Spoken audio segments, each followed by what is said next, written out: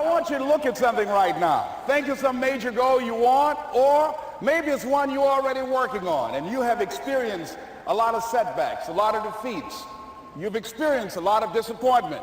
Maybe you've already given up. And maybe you just need a little fire, a little encouragement to get back in the game again. Here's what I want you to look at. There are winners, there are losers, and there are people who have not discovered how to win. And all they need is some coaching. All they need is some help and assistance, just a little support. All they need is some insight or a different strategy, a plan of action to make some adjustments that will open up the key to a whole new future for them, that will give them access to the unlimited power that they have within themselves. That's all that they need. So what I want you to do is think about something you want for you, that's real for you, that's important for you, that will give your life some special meaning and power. And I don't even want you to say, I can do that. I don't want you to assume that. See, 5 years ago when I started out in this area, I would not have been able to make the mental leap that I would be up to where I am right now. I don't want you to begin to just psych yourself out. No. I want you to be able to say something to yourself that will enable you to maintain a level of integrity with yourself. That when you say this, even when you face tremendous setbacks, it will be a benchmark to keep you in the game, to keep you moving forward and experimenting and readjusting your strategy and your plan of action, continuously looking for ways to win. So what is that something? When you got an idea you want to move on, you might not have the money, you might not have the education, you might not have the support or the resources you need. What is that something that can keep us going, that will enable us to act on our dream? What's one of those keys that will begin to help us to discover the secrets to our dream? Here's what I want you to repeat after me, please, with power and conviction. Say, it's possible.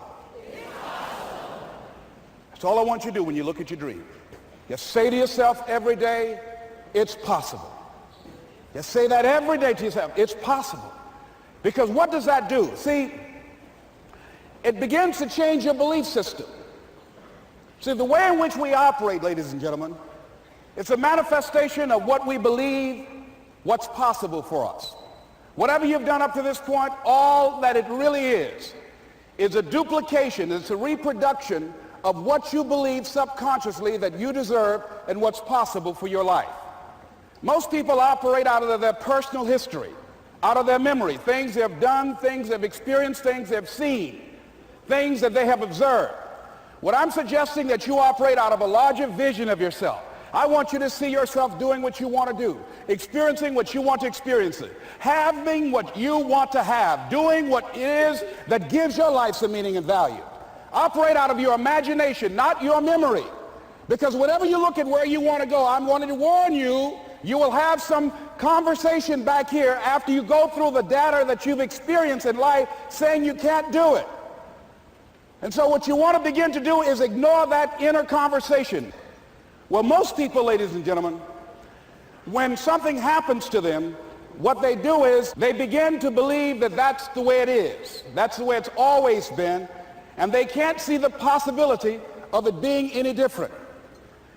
Example, before April 1954, the common belief, the universal belief, because it had been tried again and again and again, and people had failed, the belief was that man was not physically capable of breaking the 4-minute barrier, that he could not run a mile in less than 4 minutes. That was the belief on the planet. It had never been done. But here's what happened, ladies and gentlemen.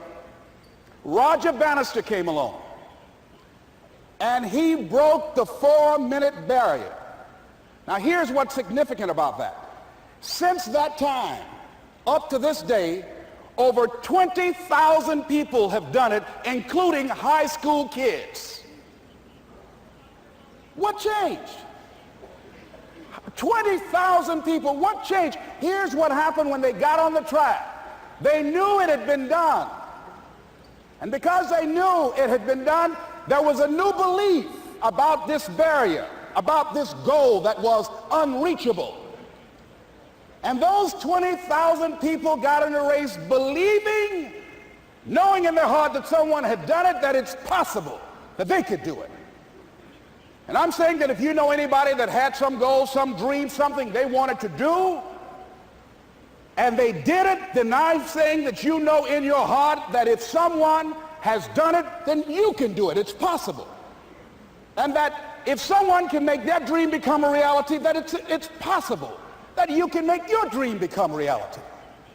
And so as you begin to look at where you want to go, beginning to embrace that, it's possible.